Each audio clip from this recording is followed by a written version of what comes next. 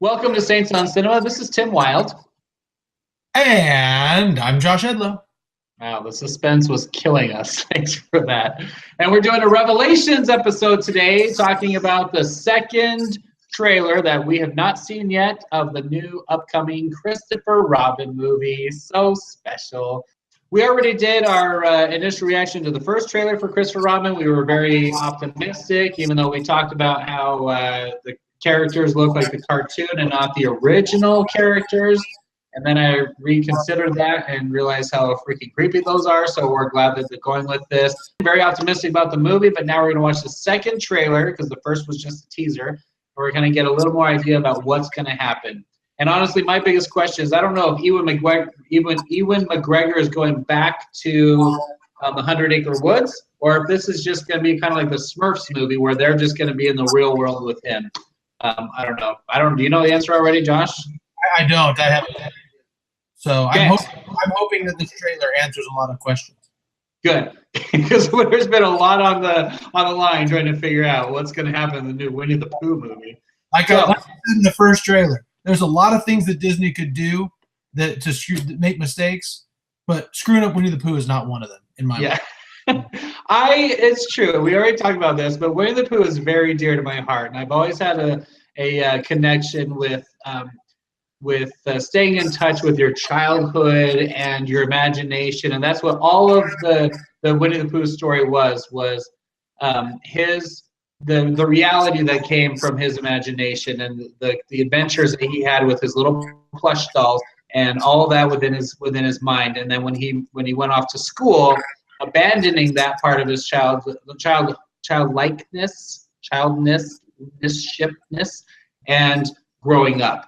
And the whole time leaving Winnie the Pooh sitting on that little bridge over the creek, just waiting for his best friend to come home. That always ripped my heart out. And they've done it in several movies. They've kind of redone that a little differently each time.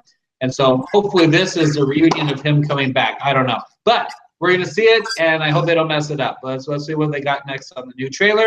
So we're going to watch it with real reactions right now.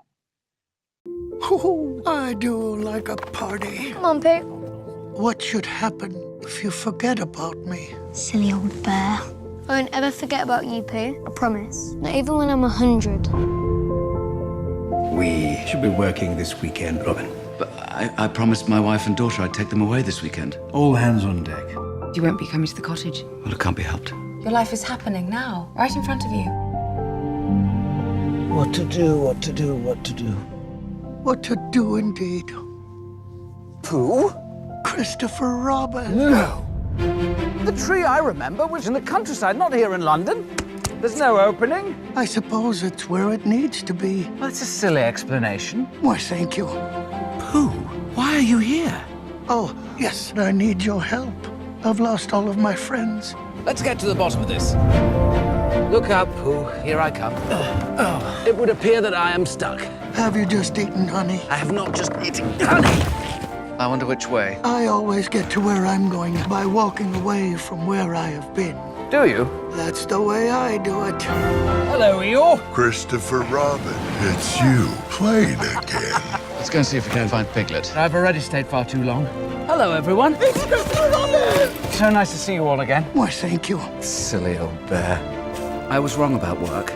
I was wrong about everything, and I've got to get back to my family. Farewell, Christopher Robin. I would have liked it to go on for a while longer. Perhaps it's our turn to save Christopher. You must be Madeline. Wait, you're the bear in my father's drawings. Yes. Do you know where he is? I do. Let's bounce!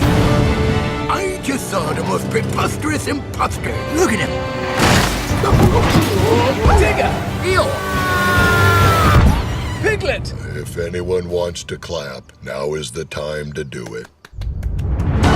Oh, bother. Oh, dear, dear. I don't remember being cheery. People say nothing is impossible, but I do nothing every day. No, Pooh, that's not the... Oh, never mind.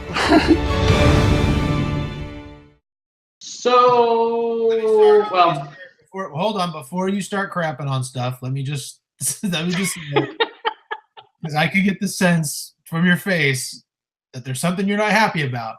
Let me just say, I had all the feels watching that. I loved it. I'm fine. Okay, I don't have any major concerns about it. It looks like they're doing both. What I liked about it, it seems like it reminded me of Hook, only half Hook, half Smurfs. It seems like they, but that's a traditional Winnie the Pooh story. Ever since the original movie, Winnie the Pooh was just about introducing you to the characters, you know, how he has Winnie the Pooh and his interactions with a story with Rabbit, where he's stuck in the rabbit hole, a story with Piglet in the rain, where he first meets Tigger, and then a story with Roo and Kanga when he gets stuck up in the tree. All that is just each character has their own little chapter in the storybook. Then they did the Grand Adventure of Winnie the Pooh, where it was all about them with a miscommunication as always, because they can't read English and can't read his words, partially because Christopher Robin can't write correctly. And they go on this adventure to save him for some reason. That seems like that's what this movie is. It seems like kind of like Hook. You know, Tinkerbell comes and takes Christopher Robin back to the 100-acre woods, and he's reimagining, reliving things. It's funny, he got stuck in the tree just like Winnie the Pooh did. He's the one running with the balloon again, and that was always kind of a little signature with him and with Pooh. And he's rediscovering these characters just like Peter Pan in Hook, just relearning who he was as a child. And I think that's kind of being restored back to him, because then it seems like they go into the real world where now he's an adult, and now Pooh is now being introduced to his daughter, and now his daughter is having all this magic come to life for her, where she's now experiencing it, just like in Peter Pan when Wendy's granddaughter, was it Moira? That was in the movie, but where she went off to go on these adventures, and it just continued to the next generation. And it's the same thought as if you read the illustrated version of Puff the Magic Dragon. At the very end of the last page, it shows Jackie Paper's son, I think, or daughter, finding Puff and going off on the adventure. So it's just a continuing magic that goes generation to generation. Seems like that's what they did here, and I don't mind them going to the real world, as long as that's not like 90% of the movie like it was in Smurfs. I hated that about Smurfs. They should have had a little more time in the Smurf land before they went to the real world. But I liked it. I felt good. I enjoyed the music. I enjoyed the reactions. I enjoyed watching Ewan McGregor, come to life as he was connecting with all these things that he felt from his childhood. And that's what Christopher Robin was all about. Yeah, I liked it too. I thought it was really funny him jumping into the lake, and him just going to his knees. I thought that was funny, and I liked Eeyore. I love the Eeyore character. I can tell that he's not going to be like some suicidal donkey. It seems like just the little bits that we're getting, they have the same spirit of the characters in the cartoon, which I like. Right. Sometimes when you go 30 years later or 40 years later, however long it's been since the first one came out, you get this problem of, this new director wanting to take it in a different direction. So doesn't look like they're going to go too far with that. I agree that there's a little bit of Smurfs in there, going to the real world. From Smurfs / SpongeBob SquarePants, they do the same thing there, where they go to the real world. So there's a little bit of that, but I think I trust Disney a little bit more than, was it Warner Brothers that did Smurfs, or I can't remember which. Oh, I don't know. Sony, I think. Oh no, it was DreamWorks. DreamWorks did Smurfs, I think. Yeah. So, I trust Disney to do that, especially with a classic like this. I mean, they even put in the trailer, they say the greatest characters of all time, or whatever that is. So they know that this is big. Bringing them back and doing this is big. And like I said, as I was watching it, I got all the feels, and I was just kind of thinking, man, I'm really excited to take my kids to this movie. Like I get a sense of when they're introduced to Christopher Robin's daughter, it's kind of like we're going to be introducing our kids again to Winnie the Pooh in a different, in a genre, or in a situation where they can accept it. You know what I mean? Right, and that's what it's going to feel like is as Christopher Robin is introducing these characters to his daughter, and that may not be by choice. That may just be because whatever the situation is in the story, whatever the plot is, that'll be the same thing as what we as adults are, taking our kids to see this movie and reintroducing them to these same characters through the theater screen. There's going to be that comparison where we're now introducing it to the next generation. That's what all these movies have been about. That's how the Muppets was. That's what the all these other revisits of all these 80s and even 90s things, like you're talking about SpongeBob, is kind of a similar formula that they're just doing in most of these movies, trying to, yes, they're trying to capitalize and make money on these characters and these other franchises that have been, ignored for a long time, but they're doing it in a tasteful way that it appears, and they're doing it in a way that is true to the original magic of Christopher Robin and Pooh, and that's what was important to me because I cared about these characters. Yeah, I did too. And if there's one thing that I would be critical of at all, I do feel like the storyline of the dad who works too much is growing tired.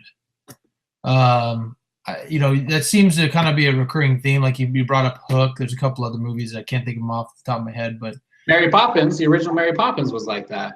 Sure. And the way that they do it in these movies, I feel like does a disservice to hard work. Like it can be interpreted, and I don't know, maybe this is just me because I work a lot of hours at my real job,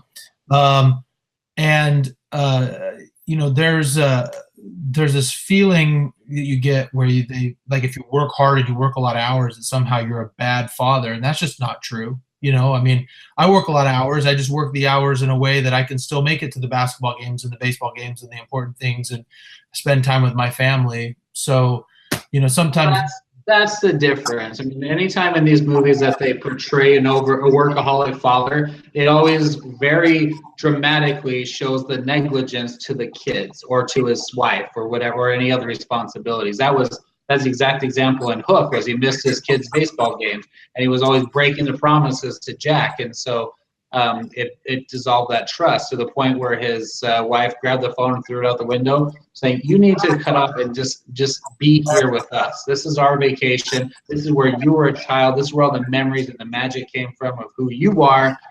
And that's the same thing with Christopher Robin. I don't think they're going to push it too hard, and I think it's a realistic formula that people can relate to.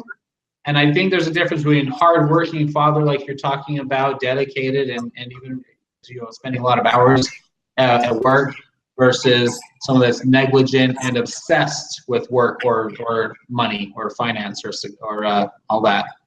Yeah, it may be true. It just sometimes you get from these movies, they seem to suggest, well, if you're working hard, you are therefore, like if you're working a lot of hours and you're spending a lot of time at the office, therefore you must be neglecting your kids. And that's just not true. I've learned that that's not accurate. Maybe this is just me being defensive, because I feel like because you're a workaholic, negligent father. No, I'm a workaholic, good father. Well, it's just like the quote, that no other success can compensate for failure in the home. And I think that's all these examples that come out in Hollywood just completely portray what that quote's all about. And I don't think, it doesn't seem like they're going to overdo that, but we'll see. Yeah, we'll see. Christopher Robin's a good kid. He's always been a good kid. Yeah, it's going to be interesting to see. And I'm with you about Ewan McGregor. I think he's great. He's a perfect fit for this. Really excited about it. Yeah. I'll be there first weekend for sure. Yeah, me too. But anyway, we're excited about it. So coming August is what's it called? Christopher Robin? Just Christopher Robin? Christopher Robin. Yep. Christopher Robin. There's no plural. Okay, so Christopher Robin coming to a theater near you in August. So go see it and tell us what you think. Tell us what your expectations are, what your thoughts are from the trailer. Yeah, let us know. Subscribe. Be on our Twitter, our Facebook, all our social media. I don't think we have an Instagram. So, but subscribe. We'd love to hear what you have to say. Yeah. Till next time, I'm Tim Wild. I am Josh Edlow. And this was a Revelations episode on Saints on Cinema. Thanks for watching. Bye.